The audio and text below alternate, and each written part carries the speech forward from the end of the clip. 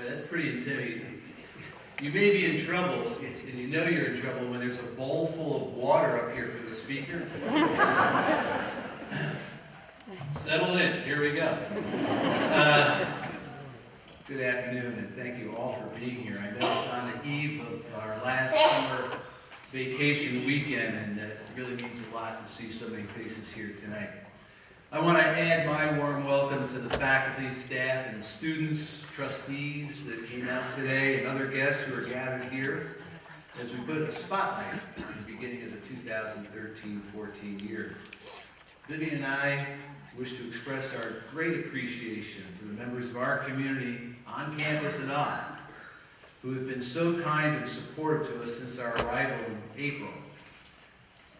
Of special note, we have many leaders on the campus here, our union leaders. Thank you for just the wonderful events you've invited me to during the spring semester, and I look forward to your leadership in the future. My staff in Beamsdorfer Hall has just been so helpful. Jen and Linda and Jim, thank you. Especially my assistant, Deborah Herlocker, who not only made this transition an easy one, we had a lot of fun along the way. So thank you, Deborah. It really means a lot to me. We are delighted to be here, and I am just so excited to be Millersville University's president. I was thinking about the transition and some of the things that I learned along the way. So I have 10 reflections I'm going to share with you before we get into the meat of the topic this afternoon. So these are the top 10 things I've learned along the way since being at Millersville. Number one, when your GPS tells you it's only an hour and a half to Philadelphia, add another hour or two. Okay? Reflection number 2, don't get too excited when they tell you the governor is coming. There's more to that story. Well, many of you know Rita Smith Elway, and when she asked you to go on one of her marathon sessions to New York City or DC, I found out that no is not an answer. Miller and Seville are beautiful residential swans, are not as tranquil as they appear to be, especially when being approached by a puppy dog. If Professor Dominique Didier invites you to join her summer class at the Marine Science Consortium, make sure you bring plenty of bug juice and a lot of old sneakers. You never know what you're going to get into. On a more serious note, I found that Dennis Downey probably runs one of the most impressive honor programs I've ever come across. Rich Clark and his colleagues do an excellent job teaching our students how to forecast the future, even though it's only weather for now. And we may recruit them to serve on our strategic planning initiative. Reflection number 8, when you go bike riding in Amish country on a Sunday and it's raining, be prepared to have your neon green jersey come back a different color. Along the lines of milk chocolate. Reflection number 9, Millersville University has one of the best new student orientation programs I have ever seen, culminating with an exceptionally moving candlelight ceremony that Vilas has already alluded to.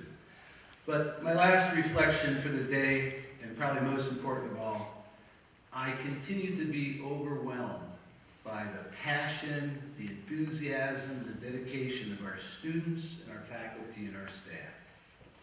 So, thank you for that opportunity to reflect on the last 5 months. It's certainly been extremely rewarding for us. As I look ahead, I believe this will be a pivotal year for Millersville University, one of challenge, opportunity, and renewal. Higher education is being bombarded with questions that challenge the long-accepted primacy of our role in providing access to affordable, quality educational opportunities. We all know that post-secondary education will be essential in supporting our competitive economic and leadership positions in the world. The higher education community has not turned a deaf ear toward the criticism that has been leveled by policymakers and shapers in the past 8 years. The American Association of Colleges and Universities, ASCU, has impaneled 2 important work groups of national public higher education leaders in direct response to the public confidence issue in higher education. In 2005, ASCU's Commission on Public University Renewal published a report renewing the promise, the public's universities in a transforming world. This June, ASCU's Task Force on Making Public Higher Education a State Priority published a report creating a new compact between states and public higher education. The heart and soul of both of these reports is recognition of the challenge we face in addressing policymakers and the general public's misperceptions regarding higher education. Our efficiency, effectiveness, and value as an enterprise and our poor reputation as change-adverse organizations. Dr. Muriel Howard, president of ASCU, has accepted our invitation to be the keynote speaker at my inauguration in October. I suspect she'll have much to say about the most recent report and what is referred to as the grand paradox it notes public higher education must solve. The report defines the grand paradox as the perplexing contradiction of many state lawmakers' strong rhetorical support of public higher education and accompanying belief in our central role in creating a better future, contrasted with the lack of a political will, albeit in the throes of state budget deficits, to provide sufficient financial support for the very institutions that are critical to creating that better future.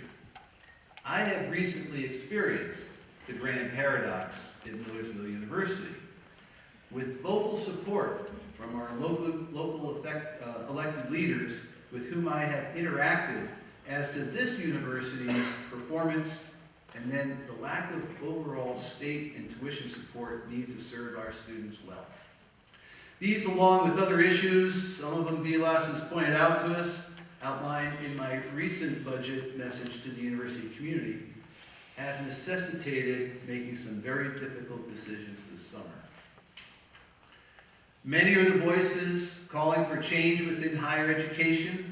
I believe our best hope for a positive outcome rests with our own creativity in rethinking higher education. In a book that was discussed by the Transformation Advisory Council's General Education Action Idea Team, entitled "We're Losing Our Minds, Rethinking American Higher Education," Richard Keeling and Richard Hirsch state the hard truth that the necessary rethinking will be neither easy or incremental. Keeling and Hirsch pointedly note that we need to question everything we do, all of our, quote, assumptions, principles, priorities, values, organizational structures, reward systems, and usual customary practices, end quote. To my thinking, these authors are neither alarmists or doomsayers. They are realists. What is called for is a critical self-examination of our value as a public university. Keeling and Hirsch postulate that the real concern in this rethinking of higher education should focus on the value-added aspects of our enterprise. Instead of asking if higher education costs too much, Keeling and Hirsch pose the following questions as the salient points of inquiry. Does the quality and quantity of learning by students justify the cost? Are students leaving college prepared for the challenges of the 21st century? Will the public and society at large benefit from their investments in our institutions of higher education? These are questions that we should all be prepared to answer with deep credibility. The answers we discover for the questions we develop and examine will emerge from the university-wide strategic planning process that we are about to embark upon, and a critical self-examination of our programs, policies, practices, and organizational structures. This is how we will turn the challenge that confronts us into an opportunity to redefine and revalidate who we are, what we need to be, and what we will become to meet the needs of our students, the region, the Commonwealth, the nation, and our global community. Out of all the challenge we face emerge opportunities. This is what I find very exciting. And the good news is that we do not have to start from the beginning. We are fortunate to have recently completed our Middle States accreditation, and the Middle States inquiry approach is fresh in our experience. We have also completed an ambitious transformation inquiry process initiated under President McNary, and the final reports of the Transformation Advisory Council's 10 action idea teams are due September 16th.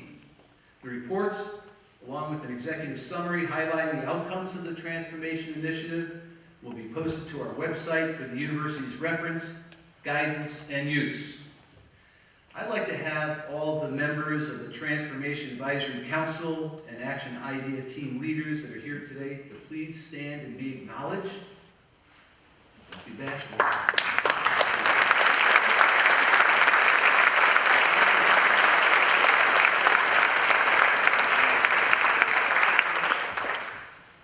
Thank you for that important work you have done. I want you to know that the recommendations advanced through the Action Idea team reports will aid the Strategic Planning Steering Committee's work.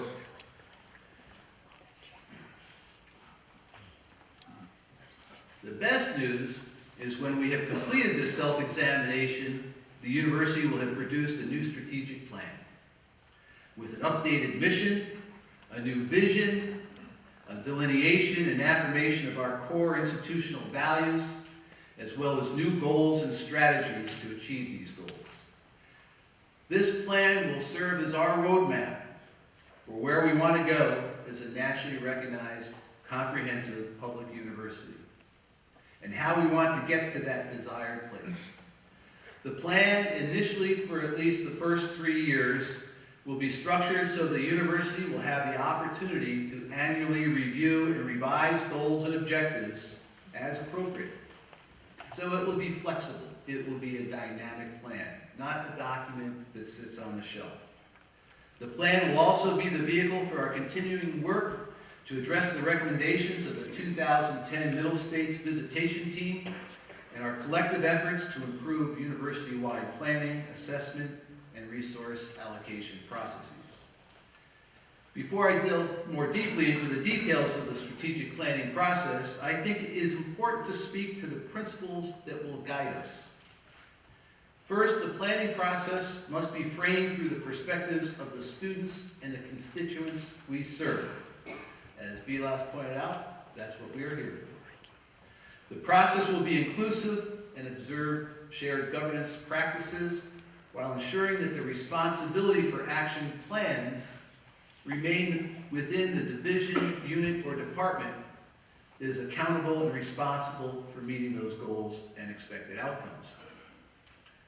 The executive leadership will be responsible for the implementation and monitoring of the strategic plan. Current policies, programs, practices, and resources will be reviewed in context of how they meet and are aligned with the revisited university mission and vision and the goals and core values embraced within. Communication must be frequent, consistent, and clear. The plan will be evaluated annually with strategies and action plans revised or updated as needed in response to that evaluation. Finally, although the strategic planning process will encompass a holistic view of the university to help us address the challenge and opportunities we face today and in the future. The primary focus of our planning process must be strategic enrollment because of our significant dependency on tuition revenue as a resource. As you may know, we will soon be conducting campus interviews for a founding vice president for a division of enrollment management. This has come about as a reorganization of the senior leadership team. The new vice president and the new division structure will help guide the implementation of the plan aspects, focusing on student recruitment, identifying new markets, reconsidering the mix of students we have and serve, and enhancing student retention. The Strategic Planning Steering Committee will provide valuable assistance to the new vice president in identifying the best answers to questions about our size, quality, diversity and inclusion, and distinction. Now, I'd like to provide some details on what we've been doing to prepare for this. Last spring, I asked Drs. Lori Hannick and Victor DeSantis to serve as co-chairs of the Strategic Planning Steering Committee, and Dr. Lisa Shibley to coordinate the process. To help the steering committee successfully launch the initiative, the summer months were used to align critical issues that emerged from the year-long enrollment management environmental scan with those from the April Strategic Enrollment Management Mini Retreat. Work during the summer months also focused on the logistics of the planning process, finalizing the student membership and external community members of the Strategic Planning Steering Committee, and outlining a tentative timeline. I have to tell you that I've been so impressed with the work that Lori, Victor, and Lisa have done this summer. I am guaranteed that we will have a phenomenal outcome at the end. Thank you for your hard work. The Strategic Planning Steering Committee, composed of appointed elected faculty, staff, alumni, trustee members, and students, is in place to begin the work of crafting proposals on mission, vision, values, goals, and strategies for the administration's consideration.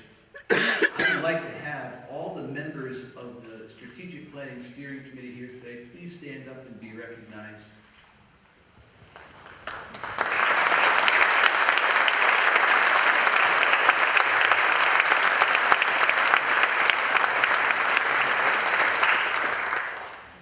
Thank you for your service and your work.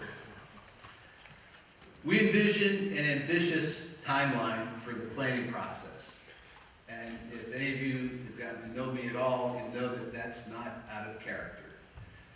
To help meet this aggressive timeline, the Strategic Planning Steering Committee will rely on working groups to develop the draft language for the mission, vision, core values, goals, and strategies during this fall semester. Early in 2014, the steering committee will seek additional input from you, your staff and faculty colleagues, and other members of the university community on the draft planning document.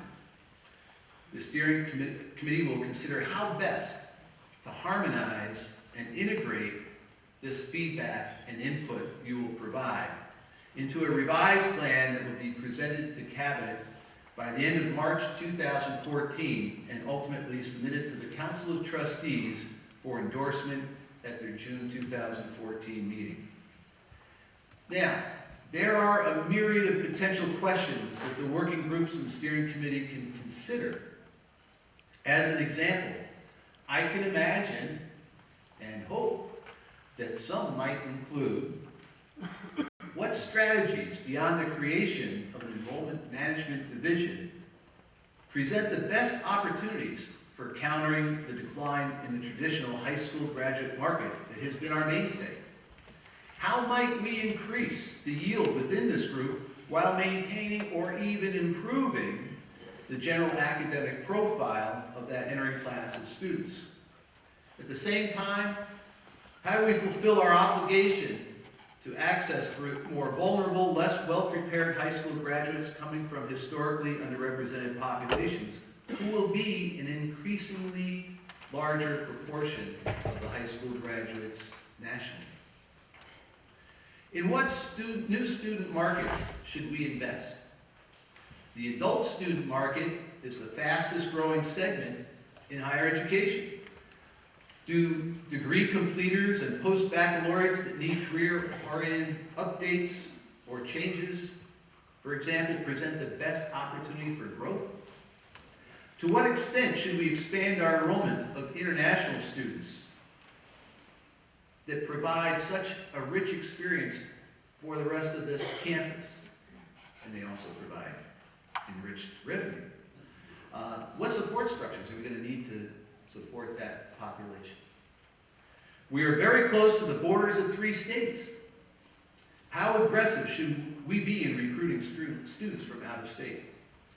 Should, and if so, how, do online course options and online programs, either totally online or some type of hybrid mix, add to overall enrollment stability and yet remain congruent with our mission? We have entered into a brave new world where students will increasingly seek a multi-university educational pathway. How do we ensure that that pathway leads to and through Millersville? What about academic program review and development? Will our current academic program offerings meet the future needs of our society?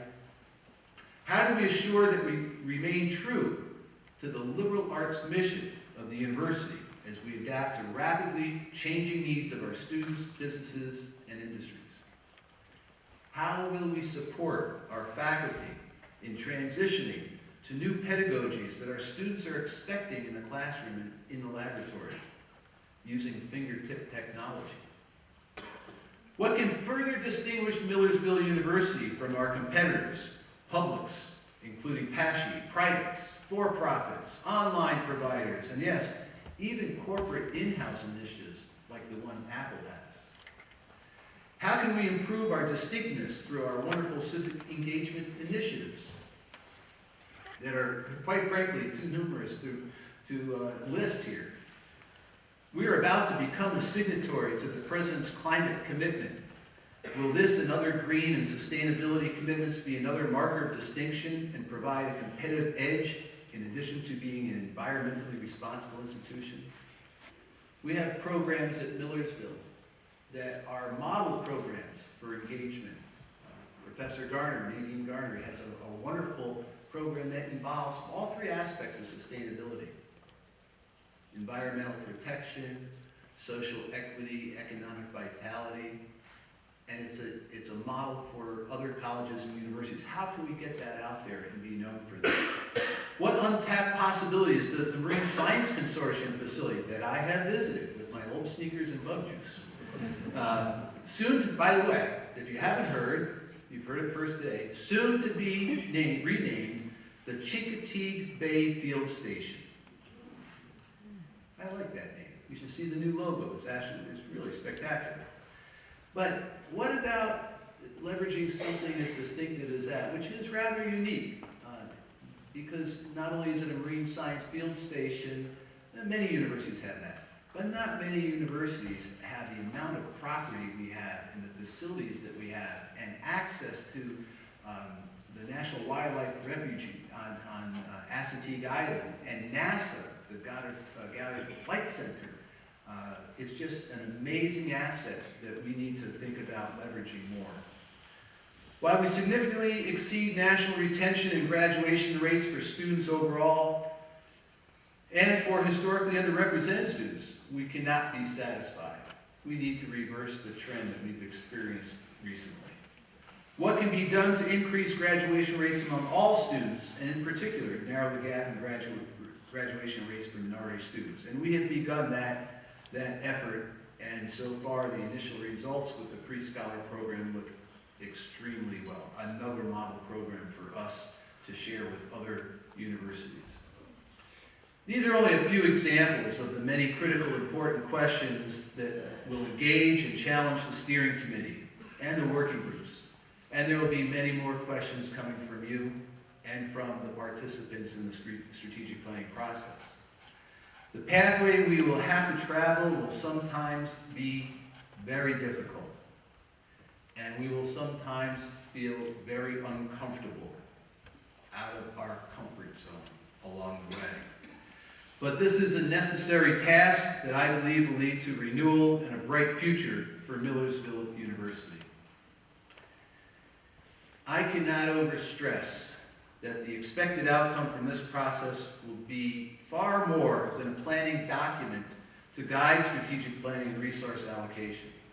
The ultimate outcome is to drive institutional renewal by turning daunting but surmountable challenges into opportunities. The university's renewal will grow out of the organic process that unfolds as we work as an engaged community. To find answers to the questions I've cited and many others, we must address this immediacy of the 2013-14 academic year and through the strategies that we deploy, some during this academic year and more in the ensuing years. Now, let me be frank. Renewal is not a criticism of what has come before. This is a fine university with a great, well-known foundation of excellence.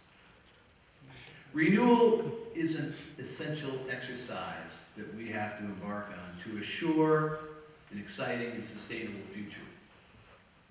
Our collective labor and resolve will confirm the authenticity of the assertion that Millersville University is a high-quality, nationally recognized, comprehensive public university, and that our students' experiences are distinguishable from those at other universities. The initiatives we undertake through this new strategic plan will secure our position as a destination university and an institution of choice. We will emerge confidently from the exploration upon which we embark, secure in our commonly held understanding of where we currently stand, with a vision for where we want to go, a plan for how we want to get there, and a process for assessing how well we are doing. It may not be exactly clear where we're headed yet, and that's the exciting part. So if you came here thinking you're going to get that answer, I'm sorry to disappoint you.